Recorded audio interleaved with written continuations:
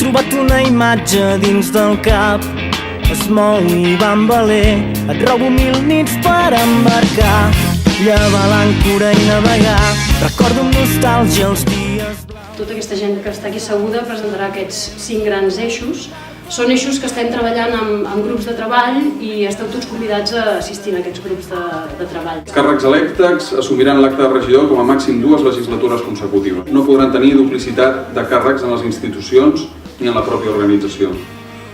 Un altre punt, assemblearisme. Les decisions de pes es prendran sempre en assemblees, evitant així les derives personalistes.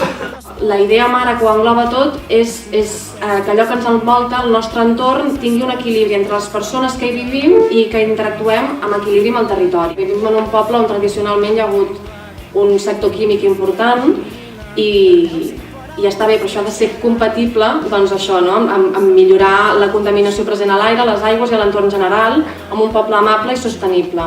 La política cultural d'abast a nivell de Baix Montseny, quan cal la memòria històrica també hauria d'anar lligat amb la recuperació de l'arxiu històric. Calen uns serveis socials potents, que Sant Celoni els ha tingut i Sant Celoni ha respost des d'aquest punt de vista en aquesta situació.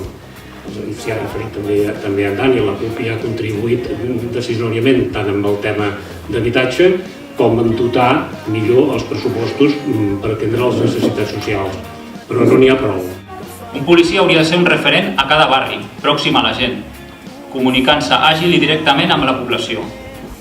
I això només es fa d'una manera, caminant pel terreny, pels barris, pels carrers, parlant amb la gent, escoltant els seus problemes. Les eleccions municipals del 24 de maig adquireixen un caràcter especial des de la perspectiva del reforçament i consolidació del procés cap a la independència de Catalunya. Són la primera volta del plebiscit d'autodeterminació que s'ha de materialitzar definitivament el 27 de setembre en les eleccions nacionals. Aquestes eleccions municipals han de col·locar la penúltima falca que permeti esberlar políticament l'estat espanyol i, per tant, constituir-los com a república catalana independent. El nostre present, som l'ull de l'Ester Quintana i milers de veus... La trata de purificació, la Puri...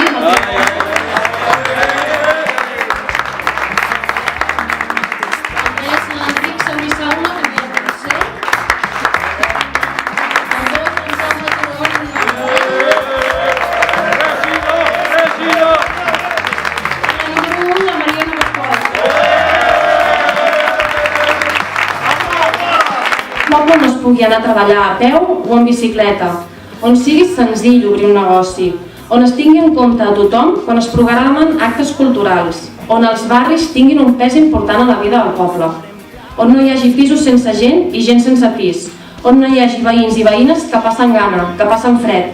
Ho podem fer. Hem fet molta feina i en tenim moltíssima per fer. Comença un nou viatge, la CUP i procés constituent. Ligueu-vos els cinturons, que ens enlairem. Ens hi acompanyeu? Gràcies.